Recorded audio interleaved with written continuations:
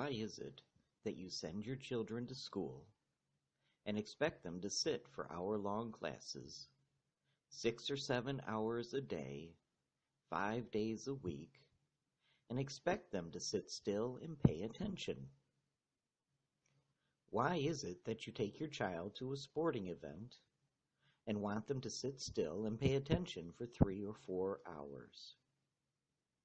How is it that you take your children to the theater, to a play, to concerts, to holiday events, and special children's shows where they have to sit still and pay attention for 2, 3, or 4 hours? Why do you arrive for morning worship on Sunday, together as a family, and immediately split into age groups and are no longer expecting your children to be able to sit still? Your children have been able to sit still all week. They do not need to be entertained at services in order to keep their attention. Instead of teaching the Word of God, you allow this type of foolishness to be presented to your children. Hello, I'm Jeff Trenholm. I'm the children's pastor here at Calvary Church, and I'd like to come to you on behalf of Expert Village just to give you some insight on how we capture the attention of kids and how we keep them energized and excited. Here's another game we like to do. It's called the baby bottle game. And basically, you just give a kid a baby bottle full of, well, whatever kind of juice you want. If you want it something really gross, you can. Or if you want Pepsi, whatever. And put it in there. And you might have a bib that the kid would strap around their neck. And on the whistle, when you blow the whistle, they begin to chug-a-lug and get it down as quickly as they can. And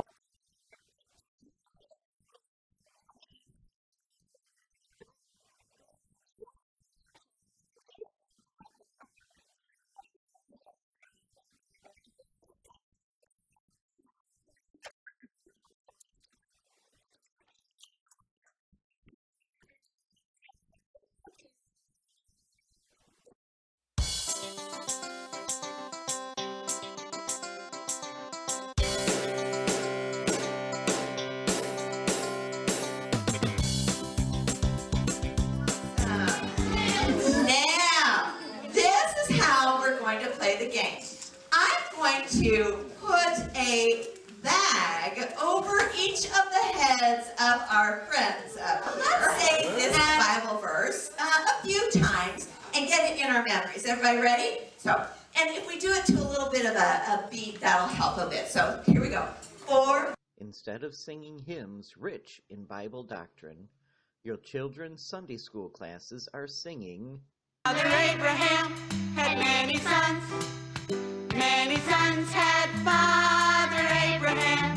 I am one of them, and so are you.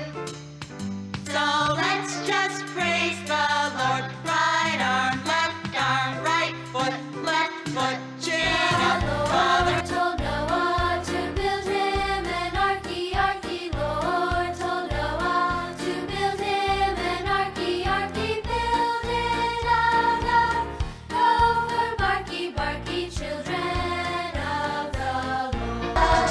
Stop the ball, stop the ball, stop the ball, stop the ball. It's stop the ball, stop the ball, stop the ball, stop the ball. Isaac Watts wrote a children's hymn book called Divine and Moral Songs for Children. What would happen if your Sunday school class sang this 4th verse of I Sing the Almighty Power of God instead of Arky, Arky?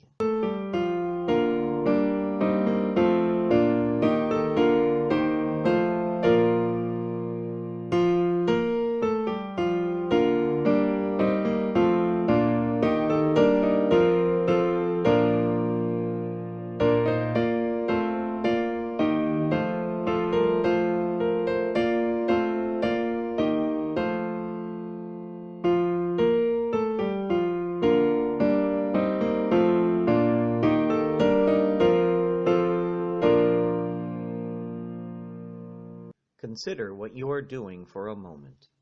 You are teaching your children that services have to be fun and exciting and entertaining until they become an adult. Then they have to sit still and listen. Deuteronomy chapter 6, verses 6 through 9. And these words which I command thee this day shall be in thine heart, and thou shalt teach them diligently unto thy children, and shalt talk of them when thou sittest in thine house, and when thou walkest by the way, and when thou liest down, and when thou risest up. And thou shalt bind them for a sign upon thine hand, and they shall be as frontlets between thine eyes. And thou shalt write them upon the posts of thy house and on thy gates. Your children can be taught to sit still during services. And yes, it will take some effort on your part. Without a foundation based on the Bible, your child will drift away on the shifting sands of faithlessness. Or they will seek churches that are based on feelings and emotions and experiences, and not based on the truth.